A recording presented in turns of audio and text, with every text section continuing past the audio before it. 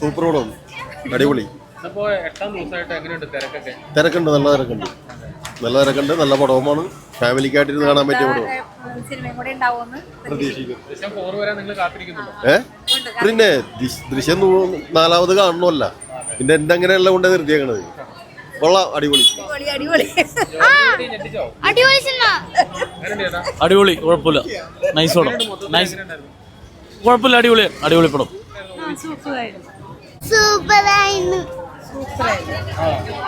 കൊള്ളായിരുന്നു, നല്ലതാ,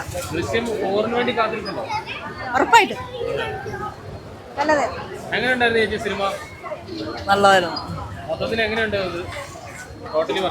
കുഴപ്പമില്ല, നല്ലതായിരുന്നു.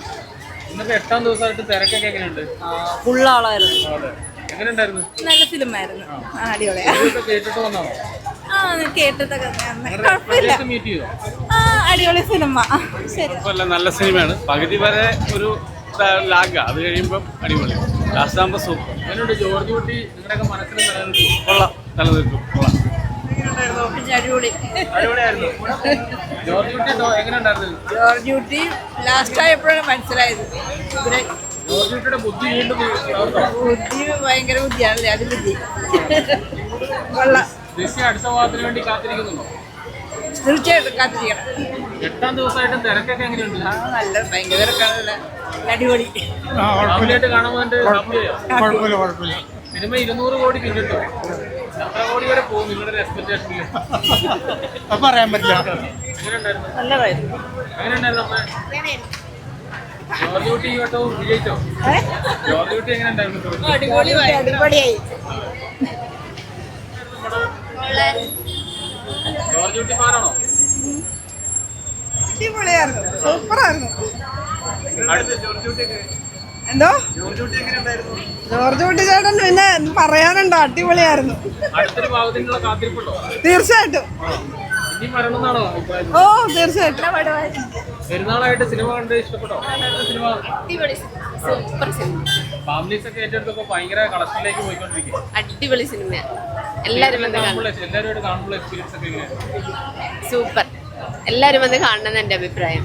8ാം ദിവസമായിട്ട് തിരക്കൊക്കെ എങ്ങനെയുണ്ട്? നല്ല തിരക്കാ. അടിപൊളി സിനിമ. അടിപൊളി, എല്ലാരും വന്ന് കാണണ്ടേ. നല്ല പടമാണ്.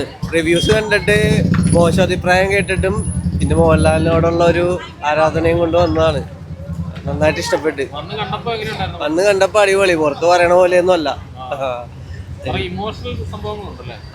ക്ലൈമാക്സ് കുറച്ച് ഇമോഷണൽ ആണ്. കുഴപ്പമില്ല, നല്ല രീതിയിൽ വർക്ക് ചെയ്തിട്ടുണ്ട്. അങ്ങനെ അത് ഞാനിപ്പോ പറയല്ല.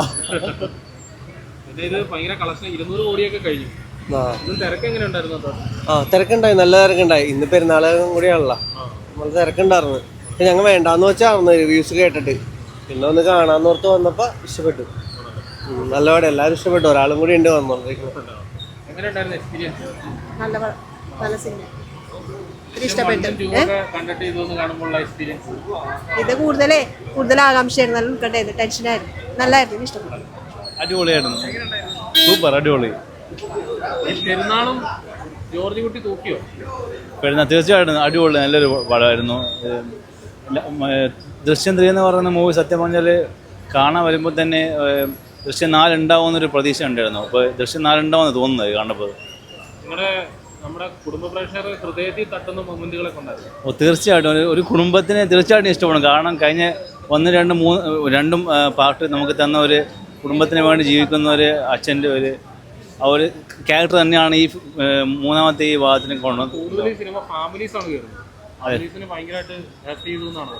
തീർച്ചയായിട്ടും ഫാമിലീസ് ഹേർട്ട് ചെയ്യാൻ വേണ്ടി തന്നെയായിരിക്കും എനിക്ക് തോന്നുന്നു. അതിൻ്റെ ഒരു മറ്റേ സ്റ്റോറി കൊണ്ടുപോകുന്നത് അങ്ങനെയാണ്. അത് മാത്രമല്ല, ലാലേട്ടൻ്റെ ആ ഭാവം അഭിനയമൊക്കെ നല്ലൊരു അച്ഛൻ്റെ ഒരു 7 ദിവസം കൊണ്ട് പടം 200 കോടി കഴിഞ്ഞു. ഇപ്പോൾ എത്ര കോടി വരെ പോകുന്നതാണ് നിങ്ങളുടെ പ്രതീക്ഷ?